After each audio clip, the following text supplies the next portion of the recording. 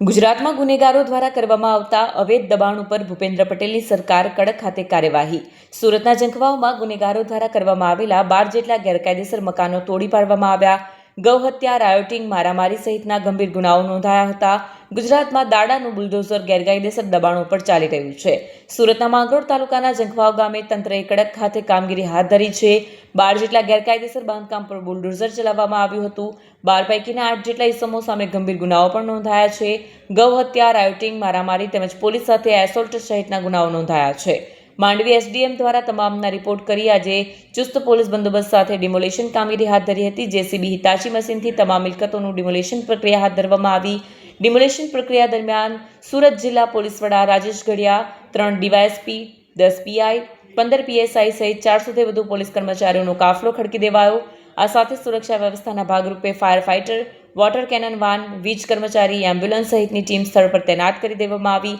1000 ચોરસ મીટર જગ્યા આશરે 50 લાખ કિંમતની મહામૂલી સરકારી જગ્યા પરથી બાંધકામ દૂર કરવાની કામગીરી દિવસ દરમિયાન કરવામાં આવી હતી.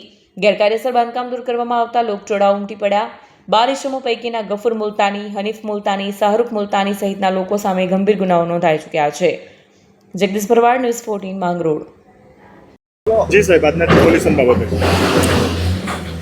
ઝંખવા પોલીસ સ્ટેશનનું જે ઝંખવાઓ ટાઉન છે એ જગ્યાએ 12 જેટલા જે સરકારી જમીનની અંદર દબાણ કરીને જે બાંધકામો થયેલા છે એ તોડવા માટે એસડીએમ માંડવીશ્રીએ આયોજન કરેલું અને એ બાબતે એ લોકોએ એમની જે કંઈ પ્રોસિજર છે એ પ્રોસિજર ફોલો કરી અને આ જે ગેરકાયદે બાંધકામ કરનાર લોકો છે એમને નોટિસ આપી અને આજરોજ પોલીસ બંદોબસ્ત માગેલો. પોલીસ બંદોબસ્તમાં અધિકારીઓ અને સ્ટાફ તમામ સાથે ગણીએ તો આશરે 401 જેટલો પોલીસનો બંદોબસ્ત છે. ટોટલ 12 જેટલા બાંધકામ જે છે એ આજરોજ એસડીએમ શ્રી દ્વારા જે તોડવાનું આયોજન છે અને વહીવટીતંત્રે જે મુજબ બંદોબસ્ત માગ્યો છે એ મુજબ પોલીસ દ્વારા બંદોબસ્ત ફાળવવામાં આવેલ છે. ટોટલ જે 12 લોકો છે એ પૈકીના 8 લોકો જે છે એ ગંભીર ગુનાના આરોપીઓ છે. એમની વિરુદ્ધમાં શરીર સંબંધી ગુનાઓ, ગૌ હત્યાને લગતા ગુનાઓ, પશુ તસ્કરીને લગતા ગુનાઓ, સરકારી નોકરો પર હુમલાને લગતા ગુનાઓ, આ પ્રકારના વિભિન્ન પ્રકારના ગુનાઓ પણ નોંધાયેલા છે. અને આજરોજ ડિમોલિશન કાર્યવાહી ચાલુ છે.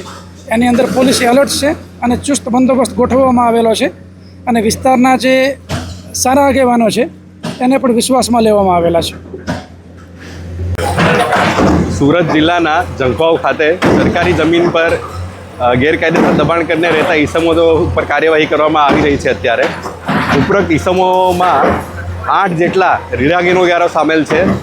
એ રીઢા ગુનેગારોની માલ મિલકત, રેસિડેન્શિયલ, કોમર્શિયલ તમામ સામે હાલ ડિમોલિશનની કાર્યવાહી ચાલી રહી છે અને આગામી દિવસોમાં જેટલાય ઇલીગલ ઓક્યુપેન્ટ્સ હશે એની સામે પણ કાર્યવાહી કરવામાં આવશે. આ કામગીરીમાં સાથે રાજેશ ઘડિયા સાહેબ, એસપી શ્રી રૂરલ સામેલ છે તથા એમની ટીમ બંદોબસ્તમાં અત્યારે સામેલ છે.